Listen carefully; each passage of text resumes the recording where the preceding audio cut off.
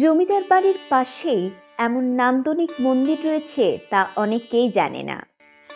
বলছি নওগাঁর মহাদেবপুরের ঐতিহাসিক শ্রী রঘুনাথ জিউ মন্দিরের কথা।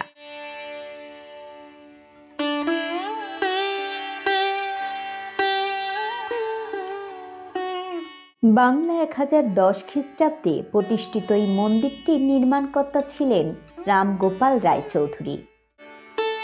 এটি 82 শতক জমির ওপর নির্মিত এবং এই মন্দিরের সঙ্গে মহাদেবপুরের জমিদার বাড়ির কোনো সম্পর্ক আছে বলে ধারণা করা হয়।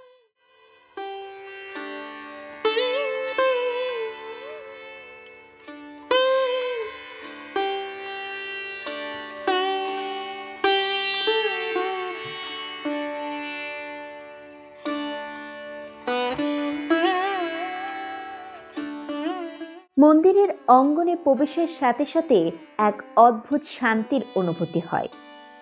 এটি এমন এক শান্তি যা ভাষায় প্রকাশ করা সম্ভব নয়। পবিত্রতা এবং শক্তির অনুভূতি মন্দিরের পরিবেশকে আরো ভক্তিময় করে তুলছে।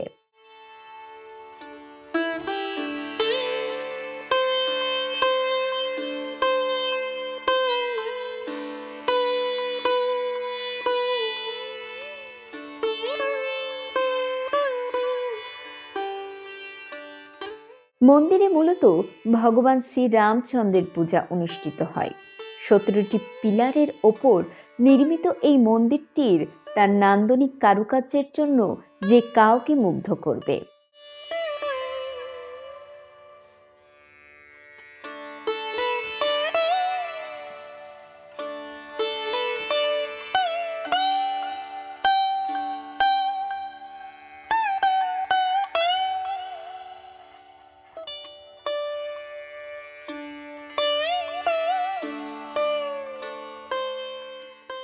মন্দির কমিটির পক্ষ থেকে জানা যায় যে প্রতি বছর চৈত্র মাসের রামনবমী তিথিতে এখানে 32 প্রহর ব্যাপী ধর্মীয় অনুষ্ঠান অনুষ্ঠিত হয়।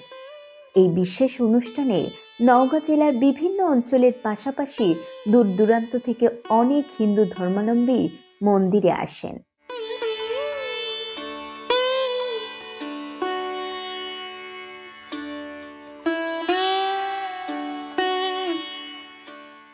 শ্রী শ্রী রঘুনাথ জিউ মন্দির শুধু একটি ধর্মীয় স্থান নয়, এটি আমাদের সংস্কৃতির একটি অমূল্য রত্ন, যা প্রাচীন ঐতিহ্য ও শান্তির এক উজ্জ্বল উদাহরণ।